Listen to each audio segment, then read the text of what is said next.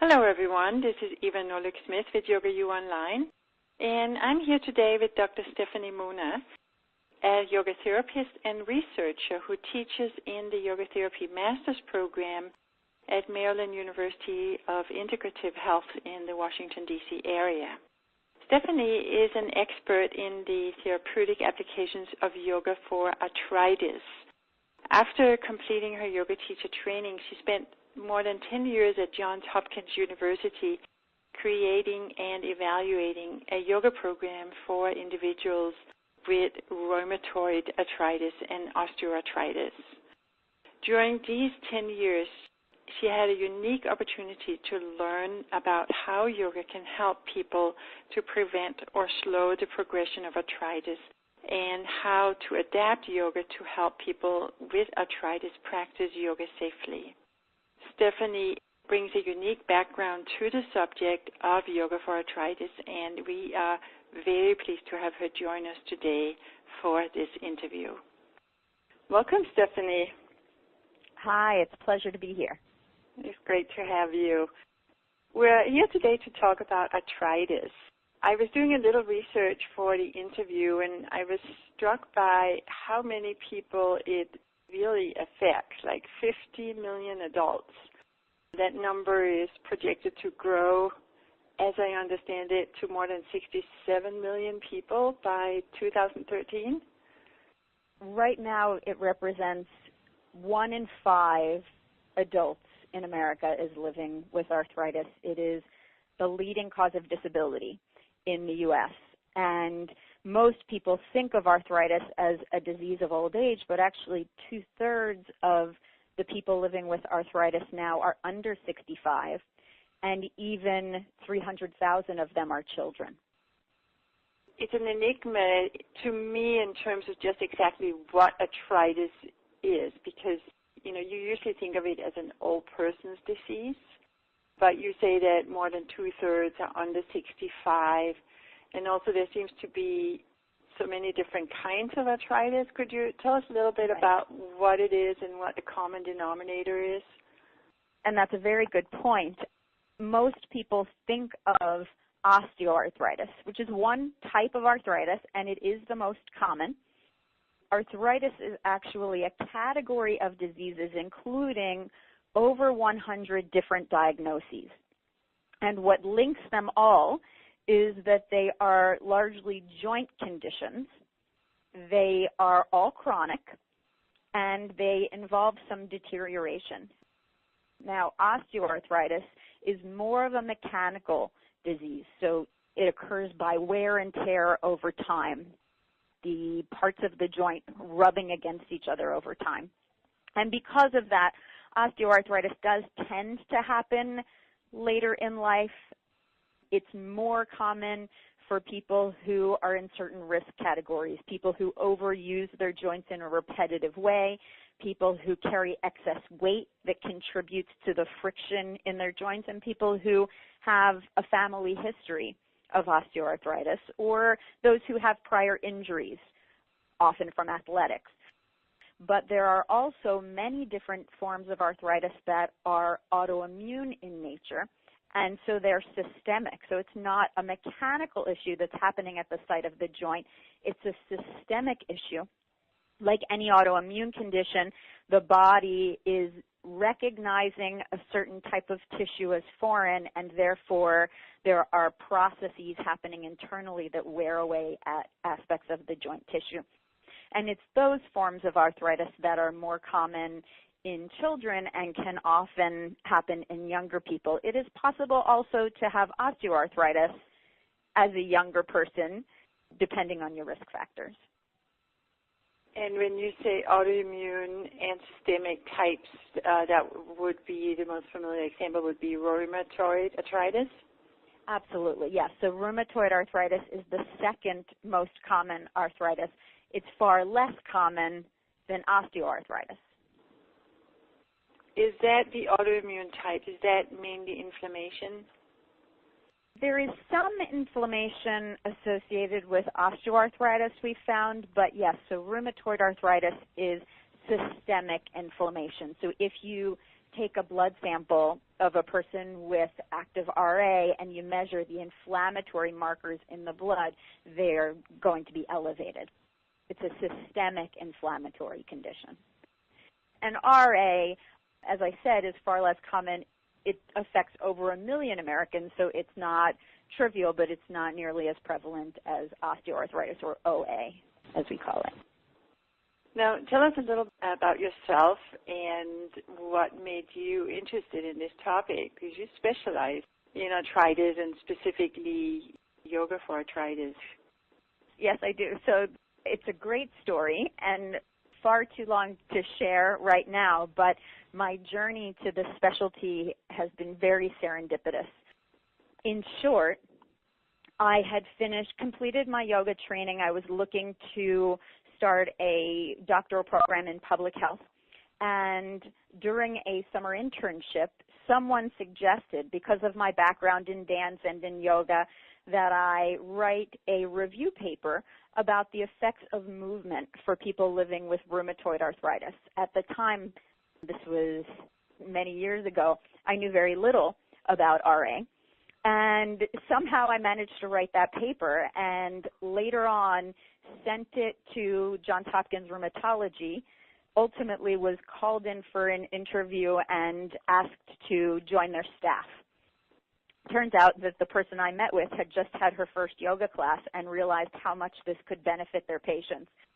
So through working at Johns Hopkins Rheumatology, I had a lot of experience with people living with many different forms of arthritis in various different research studies there.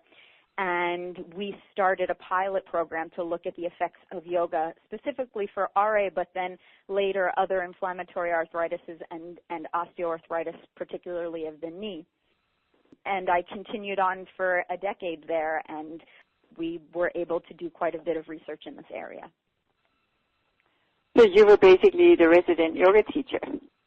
I was. I actually, when we started doing our pilot research, there were some rheumatologists in the clinic who had concerns about the safety of yoga for their patients, who they worked very hard to help be medically stable. And there were concerns that if they introduced yoga, that there might be some risk involved. So I held something called rounds, where all of the clinicians get together and someone shares information about a topic that they're studying. And I spoke about yoga and how it might be beneficial for their patients. And I had all of the rheumatology staff doing a yoga practice in rounds. I think it was unprecedented, as a way to show them that I wouldn't have people balancing on their arms with their feet behind their head, that these breathing practices and gentle movements could make a lot of sense as part of disease management. And they bought into it? They did. I started getting a lot of referrals from the clinicians to our study, and to this day, some of the rheumatologists in the Johns Hopkins Arthritis Center are most supportive of the work that we continue to do. That's great. As you were working with patients there, did you develop your own approach to working with people using yoga, or did you use a specific yoga style or specific yoga approach? That's a great question. My background is a bit eclectic, but you could say that it's integral-based. So if you took a yoga class from me and you had experience with integral yoga, you would certainly see the flavor of integral yoga throughout the class, in the structure of the class and in some of my languaging. But a lot of what I learned about how to work with people with these conditions came from the students themselves. I had ideas based on my training not only through integral yoga but also as a yoga therapist.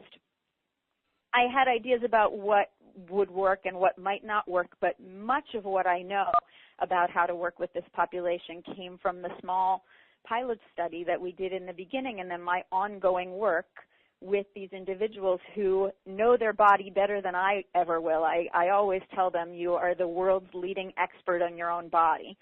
So they often came up with ideas about how something could work that I might not have thought of myself.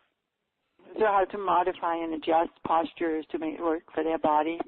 Yeah, and, of course, I take a lot of cues from them in terms of how much is enough but not too much, and what aspects of the practice are most beneficial and how much time to spend on different things, and also what to do as your arthritis changes. All of these conditions have flares.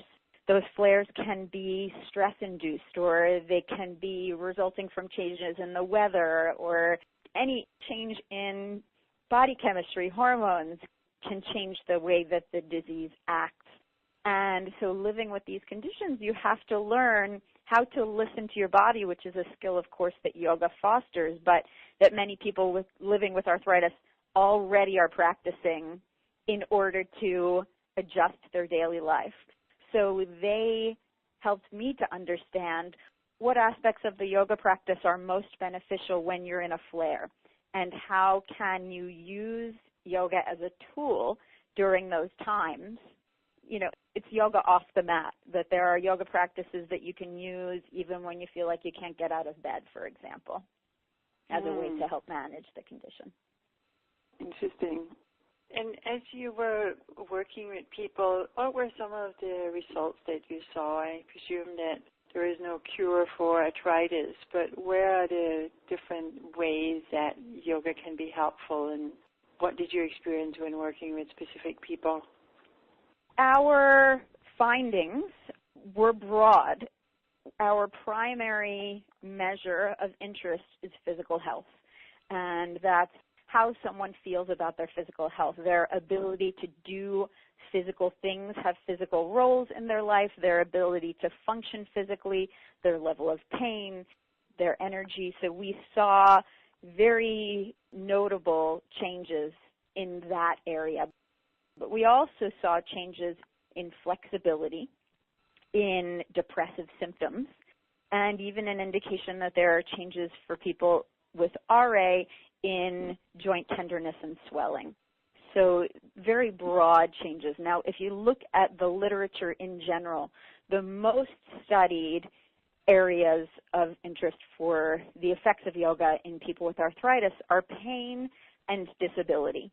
The most evidence is in those areas, partly because those are the areas that are most often investigated.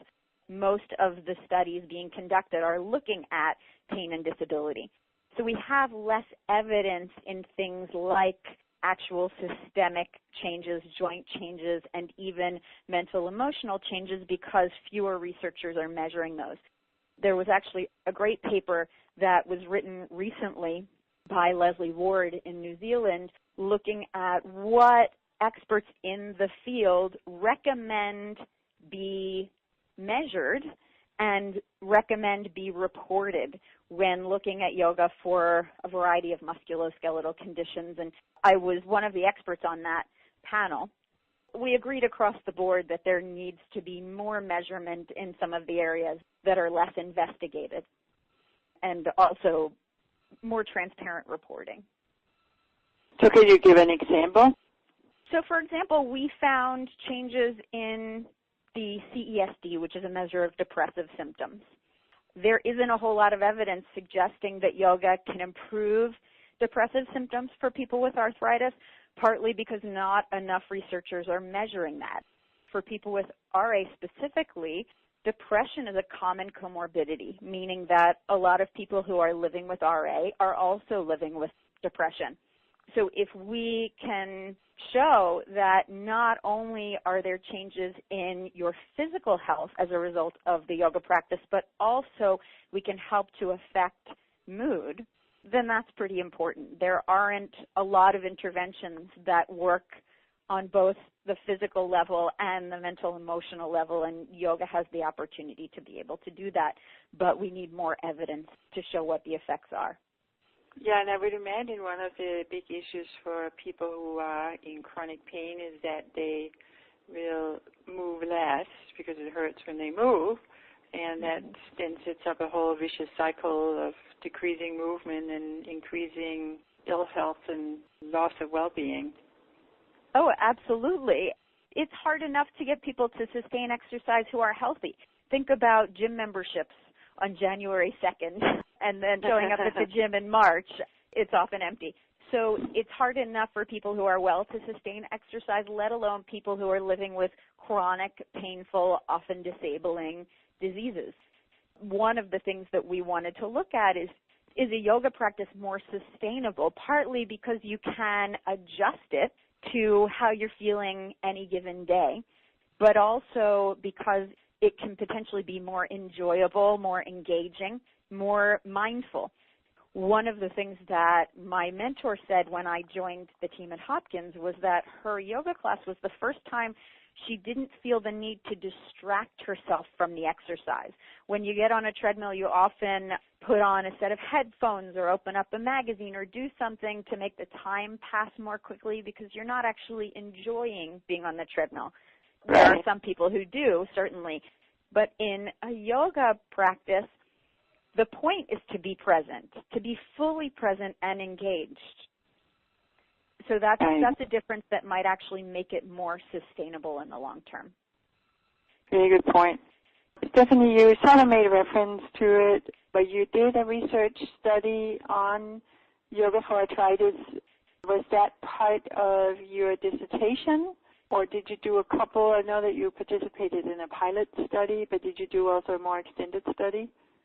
We started with a pilot, and there's some preliminary evidence of that out there in the literature, but it ultimately ended up being a randomized controlled trial, and the results of that have not yet been published. But we've also gone on to use the same protocol now in an intramural study at NIH Nursing, where one of the things that we found is that there were a fair number of people who withdrew from the study between the time that they enrolled and the first class starting. So they never actually made it to the first class. Once you made it to the first class, you were very likely to continue to the end and even still be practicing yoga many months later. But of the people who withdrew before the classes started, a larger proportion of them were ethnic minorities and racial minorities.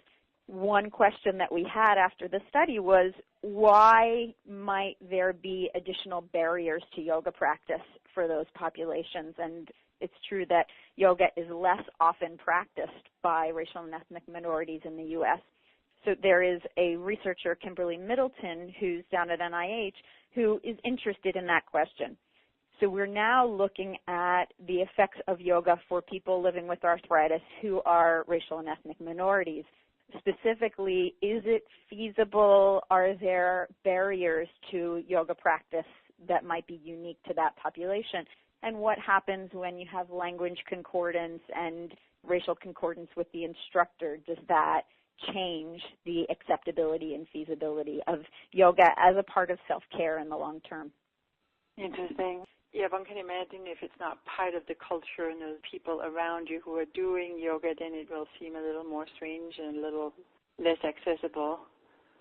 Yeah, and interestingly, the people living with arthritis who are racial and ethnic minorities are more likely to have more severe symptoms. And therefore, it's those populations who could stand to benefit the most from a self-care tool like yoga. It's also yoga, once you have the experience and the training to practice it, it requires very little space, very little money. You can lay down a mat in your living room and practice yoga anytime. So this could be a very useful tool for people with more limited resources, time, money, etc., to be able to better manage their disease. Yeah, it's very interesting. Now, Stephanie, you also have a course coming up on Yoga U on yoga for arthritis. Could you tell us about the course and what you will be covering? I'm excited about that. We'll be talking about arthritis in general, the different types of arthritis, what some of the particular features are of the main types of arthritis, what distinguishes them, and how you might approach a yoga practice differently, and more about the evidence. What do we know and not know so far about how yoga is beneficial and relevant for this population, and then specifically, how do we tailor a yoga practice to people who have various joints affected by these conditions.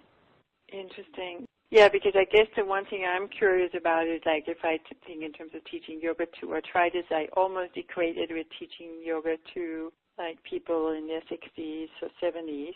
But I presume there's more to it than just a more gentle form of yoga.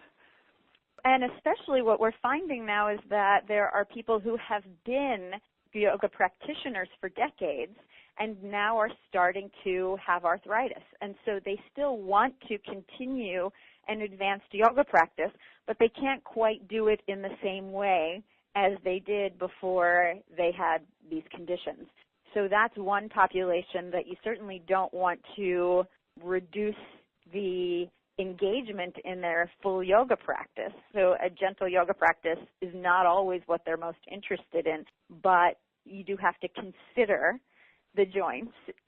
And when you're living with arthritis, you're considering your arthritis in many decisions that you make throughout your day, including how you practice yoga. Interesting. So you'll be discussing that as well, how people can modify if they do have personal issues. Right, and of course, for any given pose, there are endless possible modifications, and it really is a process of exploration on the part of the student and with a qualified teacher. But I'll give some ideas and suggestions, modifications that I go to very often with this population. That's great. Well, Stephanie, it's such an important topic, and it's amazing how much work you have done with this. You said you were 10 years at Johns Hopkins? Yeah, so that's about as long as it's been since I started at Hopkins. It's been 11 years now. That's impressive, going so deeply into one topic and then picking up a PhD on the way. It's a very rewarding area. It's an honor to be able to make these contributions. Well, we're very excited that you will be joining us for the course. And thank you so much also for joining us today to share of your background and all of these important experiences you have with how to use yoga for this very common source of disability. It's a hopeful thing to think about, that there may be ways to help people with that and possibly reduce the longer-term outcome, or at least slow the longer-term progression of the condition. Absolutely. Well, thank you very much. It's been fun.